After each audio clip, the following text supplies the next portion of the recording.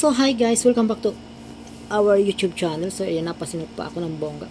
So, sa video pong ito ay i-share ko po sa inyo ang pinagkaiba po ng Connect to Card at Passbook po sa card bank po mga mega. So, ayan, unang-una mga mega, sa Passbook muna tayo so hindi na tayo magpaligoy-ligoy pa. So, ang pinagkaiba po nito mga mega is yung pag kayo nag-cash loan po mga mega o personal loan sa sa kanila using your Passbook mga mega is medyo matagal po siya, okay? Minsan inabot pang 2 months, 1 month ganun. Pero minsan naman pag andyan naman po lahat yung inaabot po siya ng 1 week mga ganyan. So, iyan na is base po yan sa aking experience. Na-experience ko din naman dyan nung di pa ako Connect to Card. Umabot ako ng 2 months, ganyan. So, ayan. And by the way, mga megas, is, pa po siya, napakatagal pa po nung minsan yung process pag, pag sa Connect to Card kayo, mga mega, is, napakadali po siya. Hindi po siya hassles. Unang-una po kasi mga mega, pag kayo po ay naka-passbook, so, ayan, andyan po yung magpipila kayo, pag i-withdraw nyo na po yung pera, so, ayan. So, magsusulat pa po kayo ng bonggang-bongga.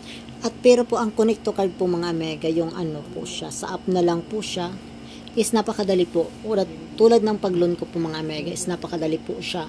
So nag-apply po ako ng 10 AM kasi yung meeting sa amin, so doon nag-fill up ako.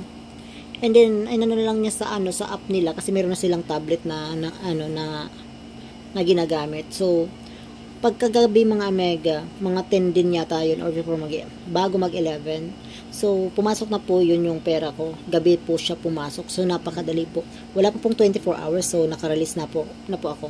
And then mga mega, daming function yung Connect to Card. So, ang ginagawa ko po kasi niyan, so, kasi wala akong card sa card bank. Hindi na yung nagagamit ko.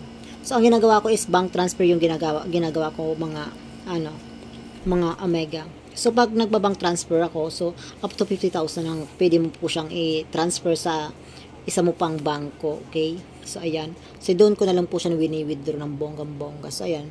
Ganun lang po yung pag ako po naglo-loan sa yan po yung pinagkaiba ng Connect to Card at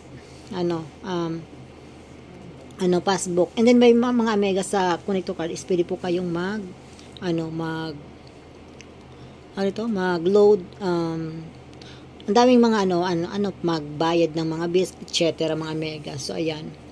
So, yun lang mga mega yung pagkakaiba ng Connect to Card and Passbook mga mega. So, ayan. So, hope may natutunan kayo. So, don't forget to like and subscribe to my YouTube channel mga mega ko. So, ayan. Bye-bye. See you on my next video mga mega. Baboos.